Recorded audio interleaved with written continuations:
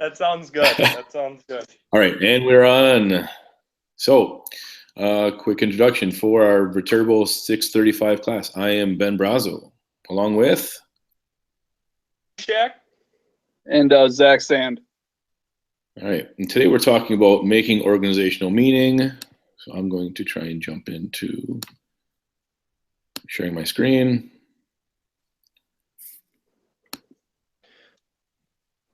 And the whole purpose of this slide is just really to pull out some of the key talking points from section 3, chapters 6, 7, 8, and 9.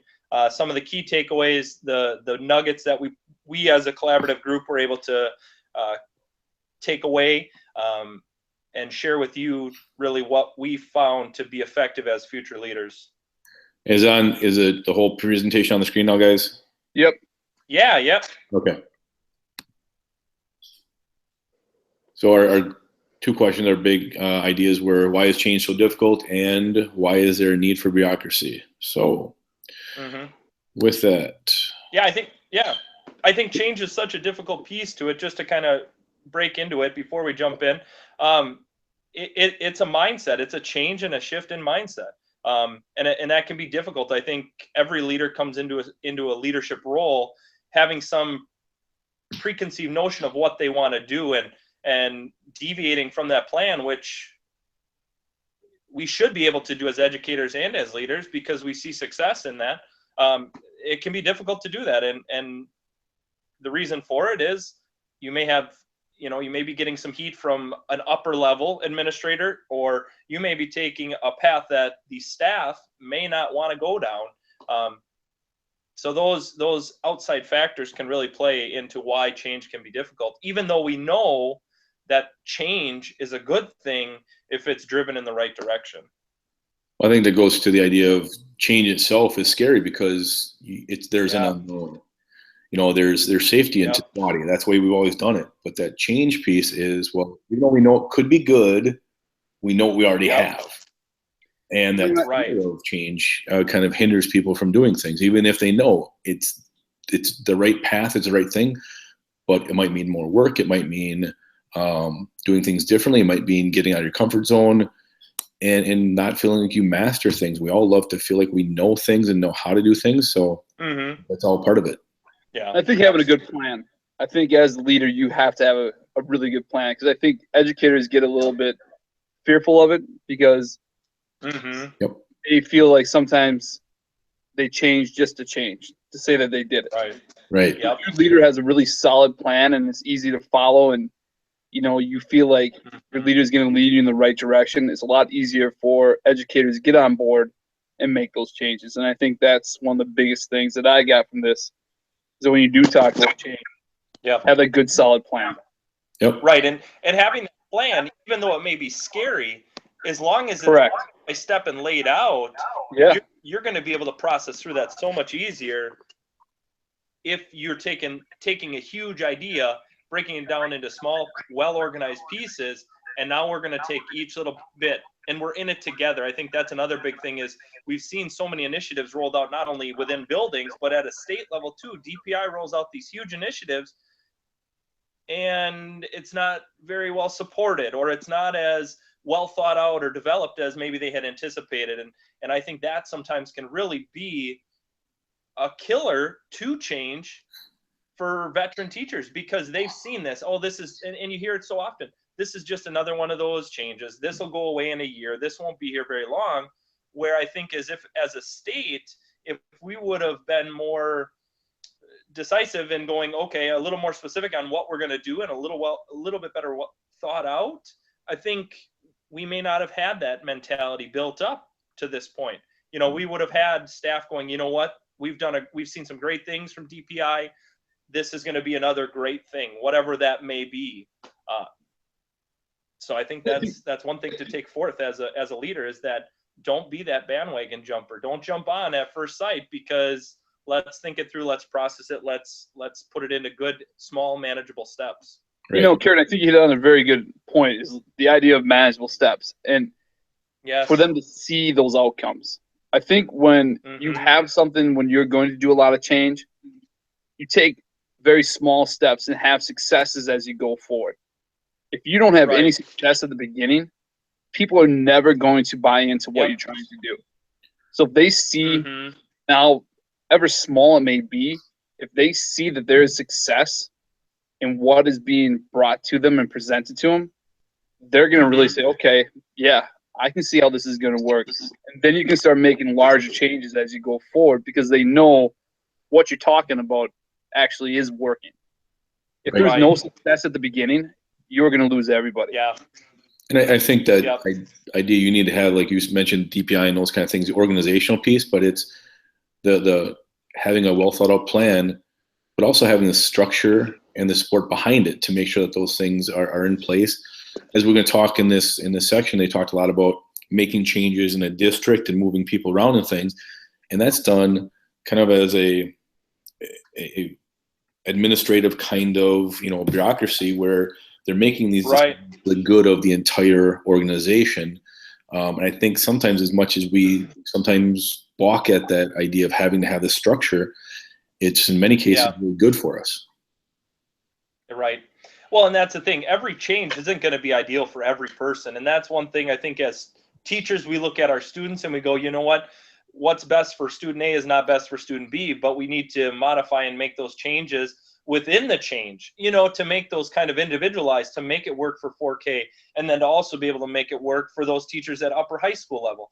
As a district, we really have a wide range of, in a way to put it, students. I mean, our staff are our students that we are driving towards that goal, that ending outcome of a successful school year, a successful career within the district. And I think that's one thing that, what's good for one is not always good for all. And I think that sometimes can be interpreted differently, and you lose some of that buy-in if you're not addressing each person, each grade on an individual basis as well. All right. With that, we're going to jump into our chapters. So, Yeah. a lot of the stuff we were talking about with the change in things happens in chapter 6. We're talking about dealing with the idea of making changes within your organization to do things that are going to be helping. Part of it is helping out those struggling schools and things like that. Yep. The first thing is about stakeholders and all this stuff is, bringing on board not just teachers and staff and things, but also bringing in your parents and students. But I think the one point that I didn't see was also the community. Businesses and those kind of things you can partner with. But again, having everyone in there seeing your mission and vision and your goals for your school, not just test scores and things, but really how you want to change the world for your students. Mm-hmm.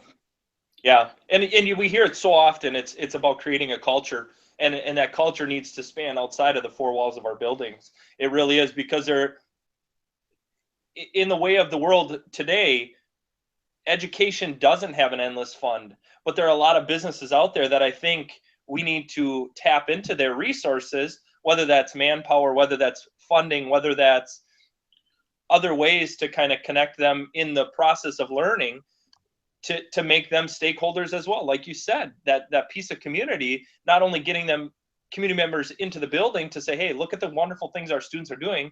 We need to look at the ending when our students leave our 12th grade program and they move on to a new career field, whether that's college, career readiness, to be able to link up with some businesses, not only just trade jobs, because I think tech programs have done a great job with that, tech ed and those things, linking up those kind of job study things. But I think we need to do that in general. Let's get kids set up in a banking setting if finance is a way they want to go. Get kids involved with that and draw that sense of community. And I think that's a huge shift. It's great to see wonderful things in the paper and read about it, but let's experience it. Let's get those community members in. And I think that's so important, especially in lower funded school districts, and MPS being one of those. I think there is a large industry around Milwaukee Public Schools that I think could definitely help support and improve some of the school settings in that specific district. And I think that's what happened in chapter 6 too. They took a radical idea, supported it with some great planning, pulled in or possibly pulled in, and I guess the article didn't, or the chapter didn't specifically say, but pull in some more funds from other area. Let's, principals, I think, really need to become more salesmen of their district to help support. And that's a huge thing, I think, as a future leader that I'm going to push for in a district that I'm at is we need more support. We need support from the community. And like I said, whatever that looks like, I think it's important to get it into the schools. I agree with you, Kurt, too. And I think, in a smaller district like Almond, I think we do a really good job of making that connection. And I think in the world that we live in with social media too, our kids are getting that exposure to a lot of different areas. And I think too, with the technical schools, I think, do a better job of that, because they provide those different opportunities. And I think tech schools, especially in this area, they just do a wonderful job of providing a lot of different opportunities for our kids. And they look at it too as 2 years. They can go out and job in 2 years after they get that tech degree. I think you guys are touching on a lot of really good points of bringing those partnerships and letting kids see what their future jobs could be. Because too often we'll say, oh, I want this job because it makes so much money or blah, blah, blah. And you get out there and you find out, well, I hate it because it's nothing like what you thought it was going to be. And those kids on the other side with those partnerships is not just, financial resource, but sometimes it's that knowledge that people have and bringing those people in as experts and then showing those kind of things in your own classes, in your own school, bridging that gap. Those community partnerships can be so powerful if we tap into them. And we looking at the partnerships as well, we've done kind of the opposite of as well, where we brought the businesses and having actually conversations with them about what are they looking for. Right. I think that's one of the biggest things too, is that, we're sending kids out there that aren't ready to start a career. So us being proactive and going, having those conversations with your local business, saying, what are the skills that you're seeing that your workforce is lacking? What do we need to do as a district to make that better? So being proactive that way as well. Yeah. Well, and I think that kind of gets back to the article too. Once you bridge that gap between school and community, you are going to get less pushback from community members. You're going to get less from parents. There's going to be less hesitation to make radical changes or just make changes in general, because you're going to create a transparent community. Everybody's going to know what's happening throughout the course of their education career, because you've created that lens to where at any point in time, and I think sometimes districts with everything that happens in the world in general, as far as safety for our students, which is number one, we sometimes get caught up in the scared factor of, well, what if I bring somebody from the community and they're not a good person? Well, let's address that if that happens. But we can't shelter ourselves from those experiences because of something that's happening miles and miles away, or if it is even happening next door. We still need to provide those experiences and have more support, and we will have that backing of the community and the staff. And that was a point I know that they brought up in the reading, is that having the concerns of the apprehensiveness of the community. And I think building that transparency is huge within a district, and something that'll definitely create success within that district. All right, and one thing it's been on the screen for a while, but I just want to touch on this real quickly, was when we're talking about making those changes and looking at the areas where we're struggling and things, one thing that I thought was really, really powerful was putting your best people in those positions where you need the most change. And sometimes we don't do that in education because what happens if you move these people and they fail and in a good spot and stuff. But we tend to I still think about this, starting as a new teacher, being dropped into a place that you're now going to teach 9 different classes in the first year and a half that you're here. You're having 4, 5, 6 preps, and then saying, is that really best for kids? Why would we put the least experienced person having to do the most different content and then expect them to do? And that's not going to be good for the kids, because they're being thrown into somebody who doesn't have the experience and those things. And now leadership in the struggling place, putting the best people in that spot to deal with that is vital. Mm-hmm. Yeah. And it's not a radical idea to put your best people in the most needed areas.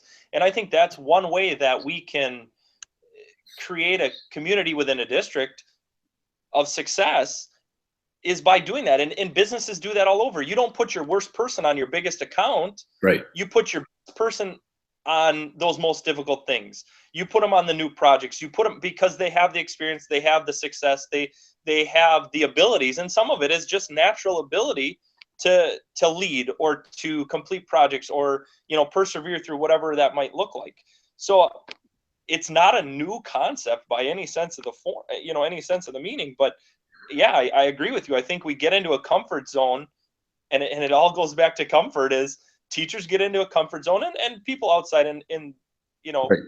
other areas do too. But I know first grade, that's what I'm going to stick to, or I know fifth grade, that's what I stick to. I teach science. Well, that's great, but yeah, it's something that needs to happen. And there was a piece on the slide too, removing toxic teachers.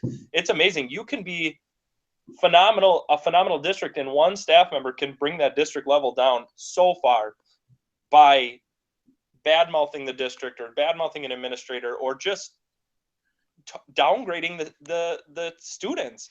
And you see it every day. And that's one part that I struggle with and have a lot of questions about as an upcoming leader is, how do we address those? How can we, when we've given all the resources and we've given all the support to these teachers that we know are toxic, what's the next step? How do we move to remove them? And that's one question that I have. And I don't know if I've heard it yet. And we've heard and have talked with a lot of great administrators that I'm sure have had some of these difficult conversations. But how do we move to successfully remove those? And that's both a simple and a complex kind of thing. Because I think right. as teachers, what are we doing to remove these toxic people? What are we doing to challenge these people to do something better?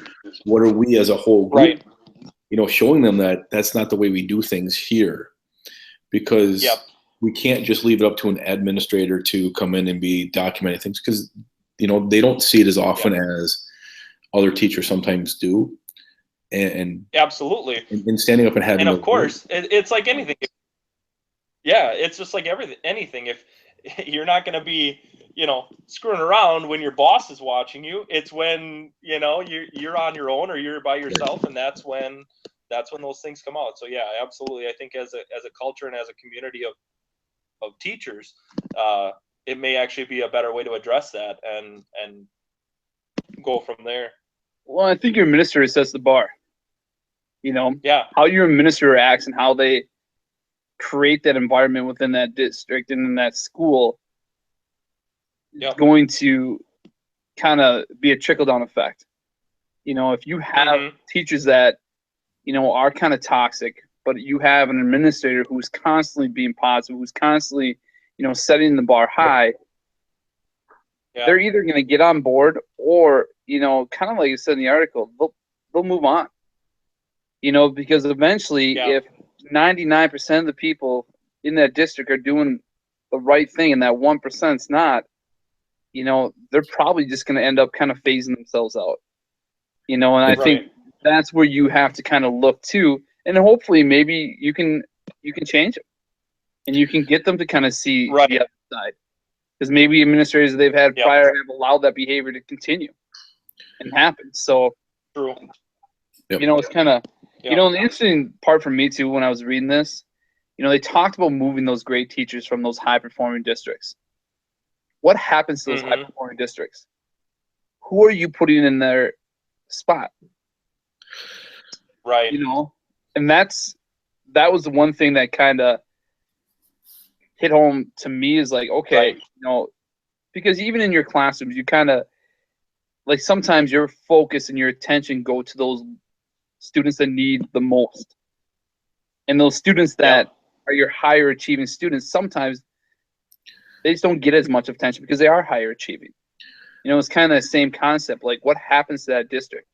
Well, yeah, I agree with that being a question. And my first thought, I guess, is sometimes those higher achieving students don't need the teacher to be the knowledge bearer as much as the guide. Because if you get rid of some of the other issues that are causing you to focus on those poor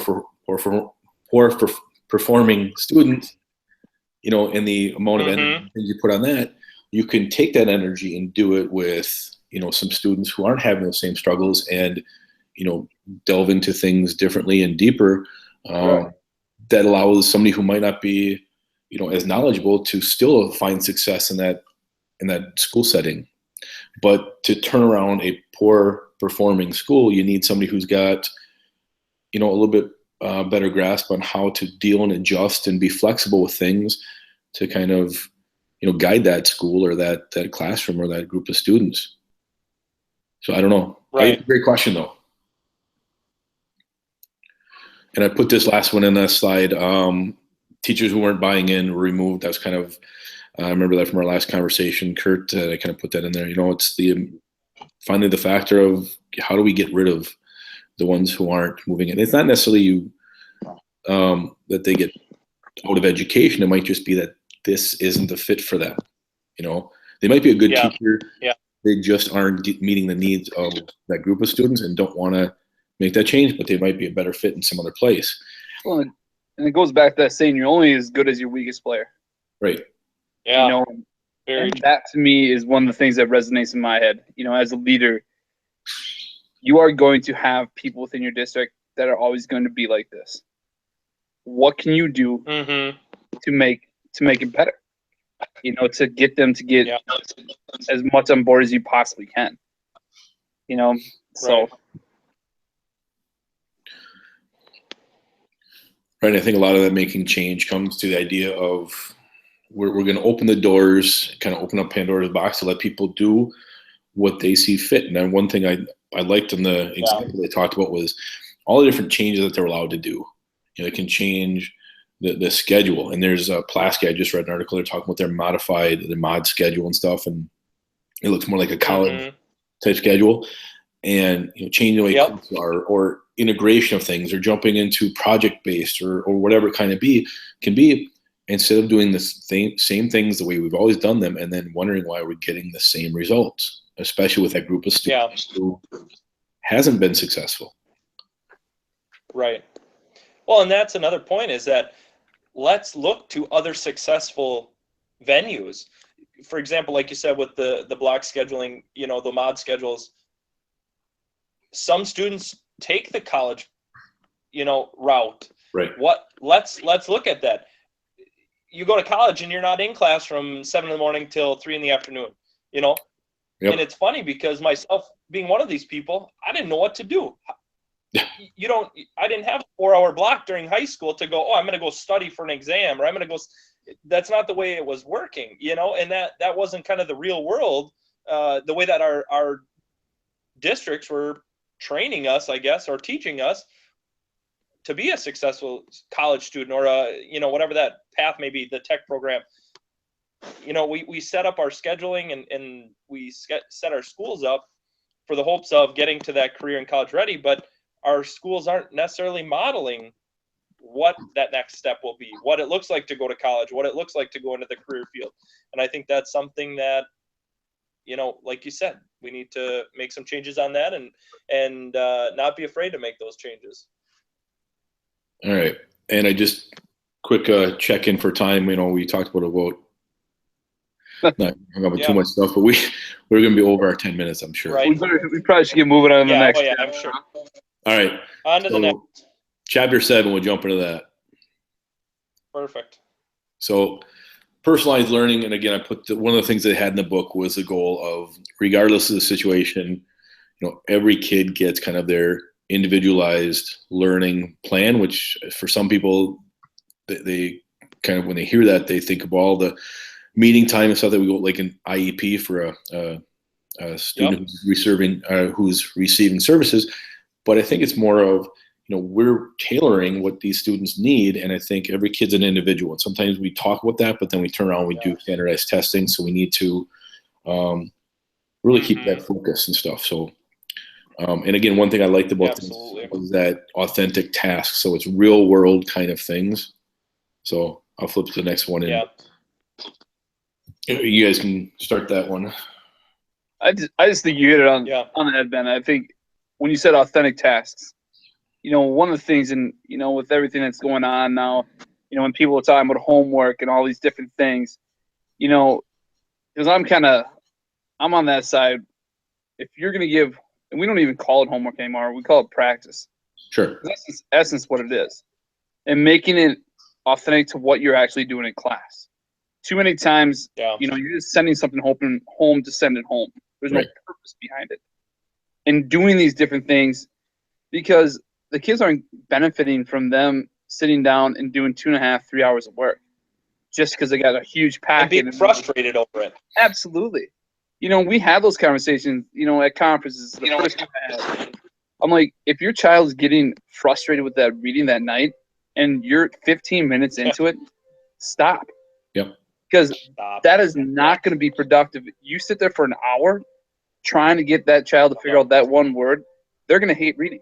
Yeah. And finding different ways and doing things, go to a play, go to a musical, go to a museum, do things that are going to allow them to see things in a different light. And that's one of the coolest things about all the different technology and all the different opportunities we have nowadays. You can make a child's learning just so much better and so much different. Well, and access is there. That's the biggest thing. Absolutely. Yes. We can go anywhere from any book, and we can recreate it via the internet. We can give real world examples. We don't have to just read what's in the text. We can explore it so much more. Correct. And I think that's a big thing, is technology allows us to be more individualized, because you can set them and go in a sense where before you had to teach to the masses. Now each kiddo in your class or student in your class can be literally doing something different every day, or for each specific activity. They can be doing something different. Is it more planning on your part? It is. But sometimes I think as teachers, especially in the upper grades, I can't do it as much in the early elementary because of where we are, maturity wise, development wise, those things. But I think as we get up further in the grade band, give some of that away. Say, hey, you guys plan what you want to do. You students pick what you want to find. Here's a general rubric or general outline. You create something that's going to fit this need. And I really like that about the program that we're going through right now at Viterbo, is that, for example, with the presentation we're doing now, here's what it needs to do. Here's what it needs to include. You make it look however you want. And I think we need to do that more in schools, and we need to encourage our staff to do more of that, because it's better for all. It's more individualized. It puts more responsibility on the students, which entails more leadership skills. It builds leaders. It builds, creators and developers, because they're responsible for their learning then. And then they show an interest in it. When Jessica said we didn't have to do a paper, that was like the best news I've ever heard in my life. Yeah. Because for me, isn't it? Yeah. It's a struggle, because for me to be able to, be able to explain myself in words and just talk about it. Right. And I'm going to get my point across a lot more clearer than I would anytime me putting anything on paper. Well, let's be honest. For me, Yep. the paper would have taken me less time, because for writing, for me, getting my ideas down is sometimes easier than verbalizing, because I have that process to think it through. Right. But getting the opportunity to talk with you guys and share ideas and kind of discuss, it's much more powerful. And the fact that we can record this, and then we can go back and we can look at it and we can continue to discuss, and we could continue to add and review this later on and stuff is powerful. I mean, you just can't get that by putting words on the paper. It doesn't become something authentic, because now we can share this out and other people can, That's big. We have a lot of people knocking down our door to watch our video, but it's the potential. And kids have that potential. They're creating something beyond the teacher, and they're creating something for the world. And you give kids that opportunity, they're going to go lights out. They're going to spend hours and hours doing something. I had kids do a Genius Hour, and a kid did Minecraft. He wanted to do the 7 Wonders of the World. And I've done a little bit with Minecraft and can barely do anything. He made like the Coliseum. He made the Eiffel Tower. Whenever he was upset with, he said, "I didn't get it all done." I said, "What are you talking about?" "Well, I think I only got 5 of them done." And the amount of time and hours he spent in that for something that wasn't even graded, but he wanted to create. We have to tap into that with kids. Yeah, absolutely. And the talents, and that's kind of goes back to that those careers. I think there are so many kids out there that have such potential, but they don't even know it because they haven't been exposed to their whatever their skill is, whatever, because we haven't given them the opportunities to have the flexibility and to go to explore that. And I think that's one thing that I think we're missing out on, that there are some amazing students that we may not capitalize on their skills and abilities. Right. And I think that kind of touches on, I just flipped to another screen, just so we don't have to go through every one of these, but it gets to the part of our populations are changing. We just had an announcement beginning of the school year, one of our middle schools, that the population has changed so much that it's the Caucasians are no longer the majority in that school. It's the first time since that school has been built. And so what does that mean for us? I went down to the classroom, and the teacher got 15 flags in his classroom, and one for every student's home country that they're from. So there's 15 different countries represented in that one classroom. We have to start being unbelievable inclusive. We have to get over that idea of assimilation and bring kids into our world. And I don't mean that, but bringing in and sharing that to it being an inclusive, our world. It's not the way it used to be. We should be celebrating these things and having them continue to, and I was thinking that we did a chat one day, and I talked about bringing families together and having like food nights or having conversations or learning about the culture and things. Huge. And because, and that's the thing. There's so much potential for those kind of things. Yeah. And I think what we need to do is we need to stop trying to make them, quote unquote, be like us, and embrace that and embrace their culture, because I think each culture, each individual brings something new and amazing to our building, whatever that may be, whether it's a skill, whether it's a personality trait, whether it's whatever it is. Let's not try and conform them to the way or reform them to the way that we are. Let's embrace the way they are, support the way they are, and let's see how they grow. And naturally, they're going to pick up on habits and tendencies like we do, quote unquote. But we're also going to be able to learn things from them and take on, things that we may have never experienced before. And I think multicultural nights, like you just mentioned, is huge. I think it opens up our eyes to the whole world that's out there, and just really is some powerful stuff for not only the students but the families too. I think too, taking some time on your own as a professional, as a teacher, and learning about the cultures within your classroom. I think that's important too. I think you showing interest in the different cultures in your classroom, I think that goes a long way. So if you come with some sort of background as well and kind of know some of the cultural things, I think that just shows that you have a sense of caring for that person when they enter that classroom. Yeah, absolutely. I mean, and some of it is something simple about, kids with other languages coming in and having them teach you some of their phrases and things. Correct. I have on the slide, we had 300 families from Somalia. Now there's a language barrier and there's cultural things. We've had a couple instances where it really brought this to light about the different ideas. And one thing that has really shed recently is religion, because many of the Somali families are they follow Islam, and so they're Muslim, and there's the expectation of prayer throughout the day. And that has been brought up to our administration about how do we accommodate their, need for prayer, want for prayer, their desire for it, and also fitting into our schedule and our structure and things. And so that's really been a cool conversation, but it's forced us to, again, look at what we do and why we do it. Right. Because in the end, no matter where they come from, there are students, whether it's, and I, in the last slide, talked about poverty, talked about language, things, whatever. But, this is what we're trying to get across. This slide kind of touched on from their the reading was, what we're really trying to get kids to do. And we had this conversation with a department the other day in a subject area talking about, well, we can't get through all the curriculum. We have to do this and this and this. And it's not about the content as much as it is the skills.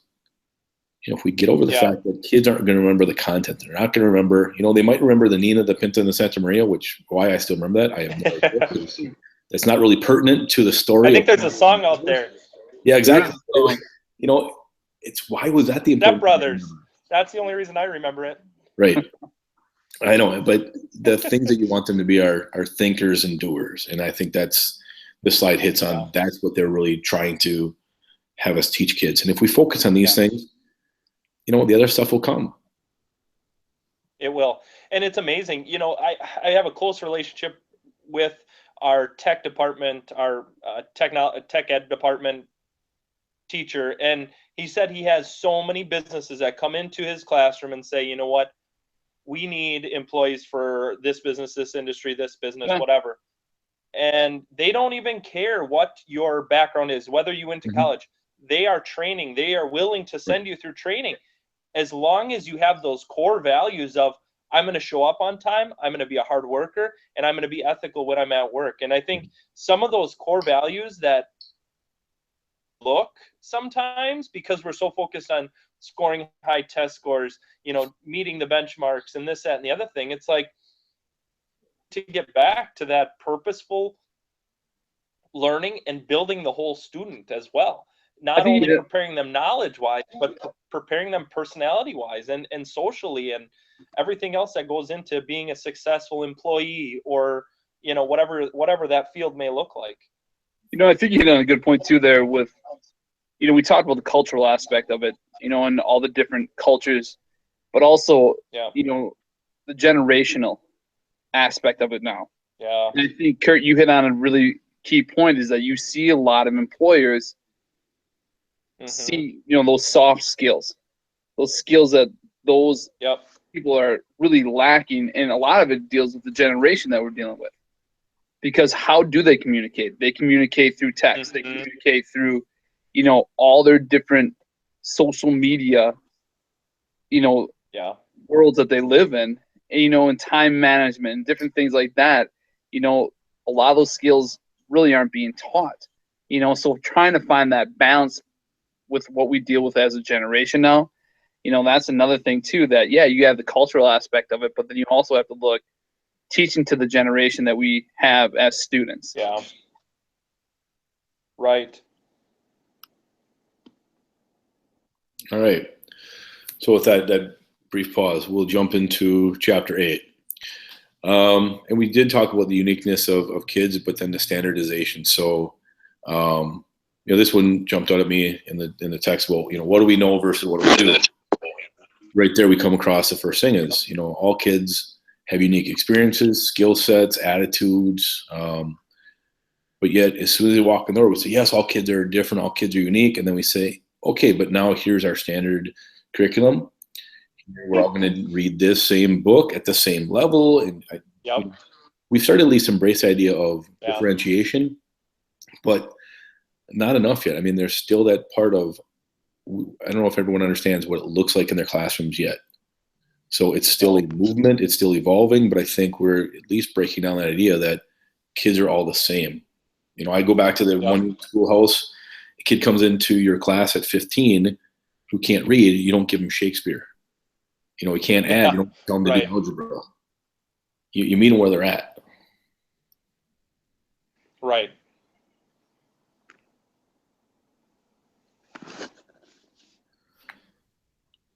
So again, we talked a little bit. So, I was just going to say, with the big picture learning, I think everything has to have an authentic purpose, and it has to be genuine, and it has to be, really driven by the students. And I think teachers are sometimes scared and afraid to make those drastic changes in the way that they're teaching, just because it's going to be more work, or it's going to be harder, or it's going to be whatnot. And I think it's important to put some of that on to the students and give them that power. Right. And as you mentioned, power, the line, I remember as G.I. Joe said, knowledge is power. But in here it said, the use of knowledge is power. So knowing things is fine, but you Yeah. have to do something with it is so vital. And I think the last line there too is, in tapping into students' interest.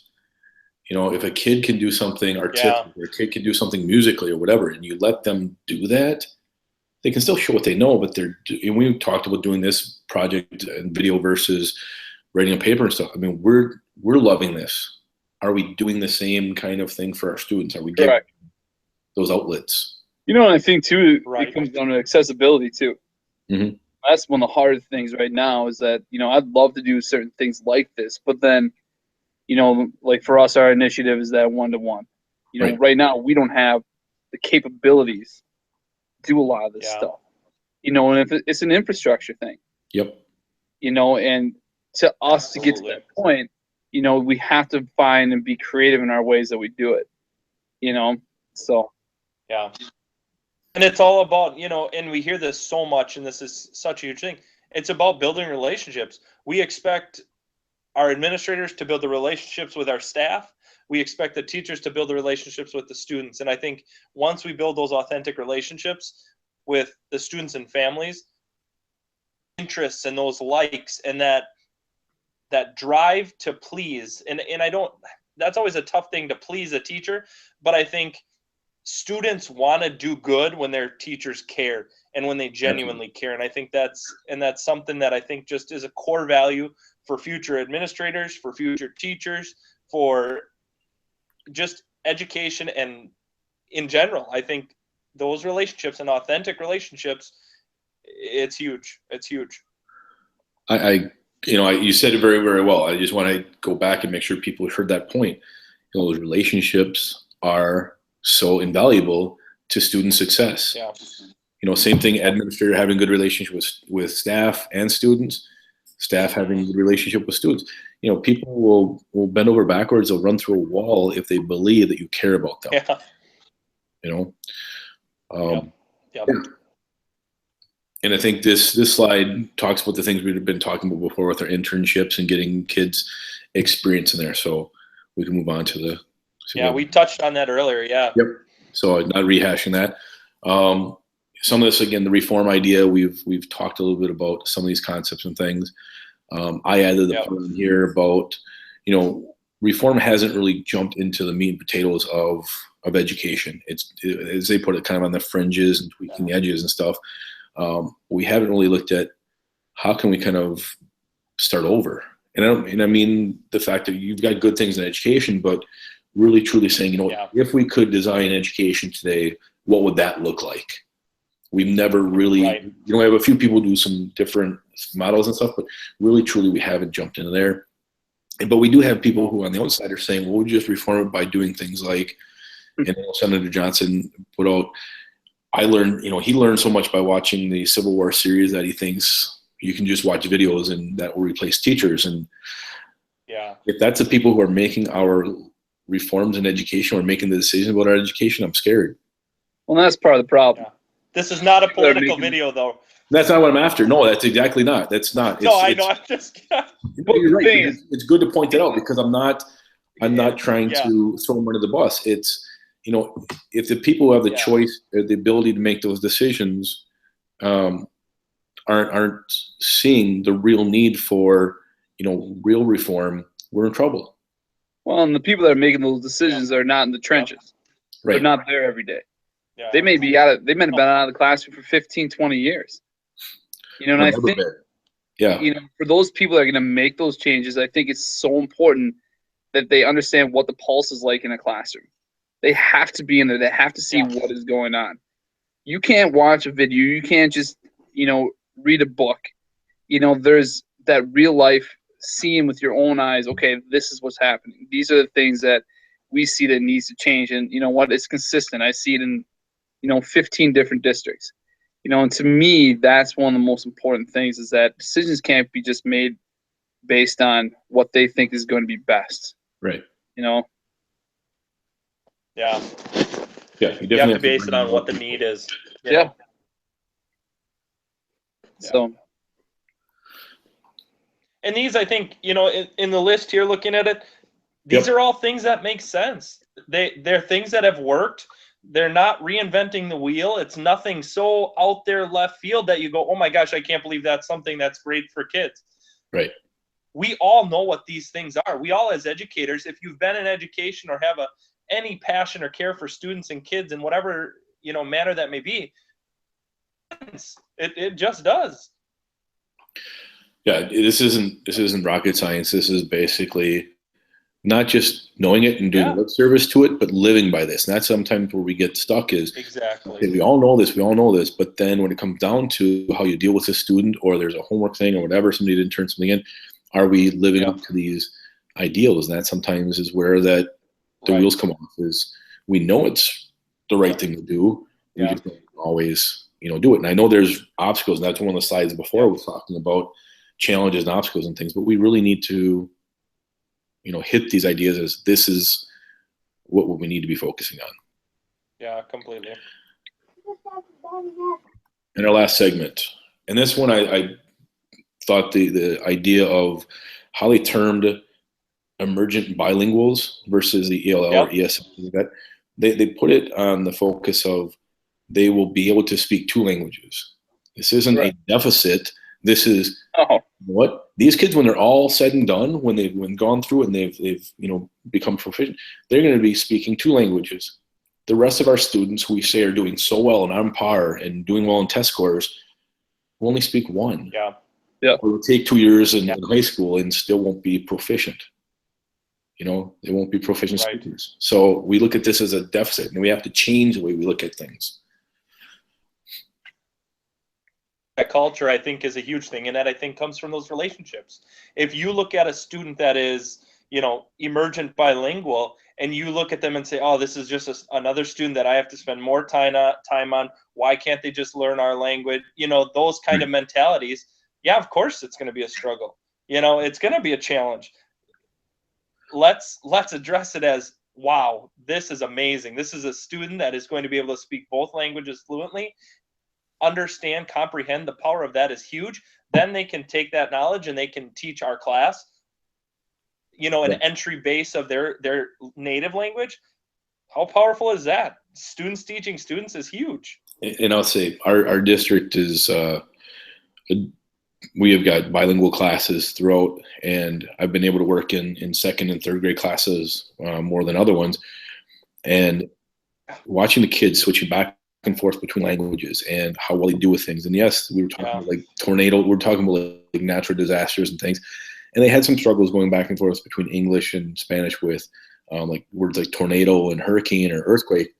But when they said their Spanish word, I'm like, I have no idea. So I get, those kind of things, but conversational things and stuff, they're learning so much. And by the end of this, they're able to do so many more really amazing things. And they've been kind of supported in this. And I think that's, in the classrooms I've seen, has been really powerful. Yeah, absolutely. Absolutely. I really like this too, that idea of fields of opportunity. Yep. That's how you have to look at it. Absolutely. It really is. And it's in a way, some of the things that these students are exposed to are brand new, and it's really cool to see them kind of emerge out and continue to grow in their new language, whatever that second language may be, continue to get better. Because where I see the kiddos coming in, they may, at a 4-year-old level, they're actually emergent on 2 languages, because most of those kids are just learning their native language, plus they're just learning. So it's really neat to see them really explore their native language and continue to grow in that, but then also to kind of explore and continue to grow in English. It really is cool to see, and it is a really, really sweet thing to be able to watch. Pretty neat stuff. So. Oh, and this is our last slide. So I think nice job. I think so too. Hey, we'll I think share it with the rest of the folks out there whenever we can, and then I think this is fantastic. And then just kind of make some tweaks as we kind of go through it and add it if we need to. And yeah, absolutely. I think we've got a great set, and I'm not sure.